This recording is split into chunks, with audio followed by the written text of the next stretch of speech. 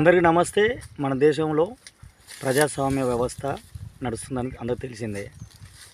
ప్రజల చేత ఎన్నుకోబడిన ప్రజలే ప్రజలని శాసిస్తారు, చట్టాలని అమల్లోకి తీసుకొస్తారు, గ్రామాలని అభివృద్ధిలో తీసుకొస్తారు, పట్టణాలని అభివృద్ధిలో తీసుకొచ్చి దేశాన్ని ప్రగతి వైపు నడిపే క్రమంలో ముఖ్యమైన అంశం ఏంటంటే ప్రతి ఒక్కరూ ఓటుని వినియోగించుకోవాలి. ఓటు అనేది మన పూర్వీకులు ఇచ్చిన, ఎవరైతే దేశం కోసం వాళ్ళ ప్రాణాలని సైతం లెక్క చేయక మనకు స్వతంత్రం కల్పించారో వాళ్ళ ఫలితంగానే మనకు ఓటు హక్కు అనేది వచ్చింది. కాబట్టి ప్రతి ఒక్కరు ఖచ్చితంగా విధిగా వెళ్ళి ఓటేయాలి.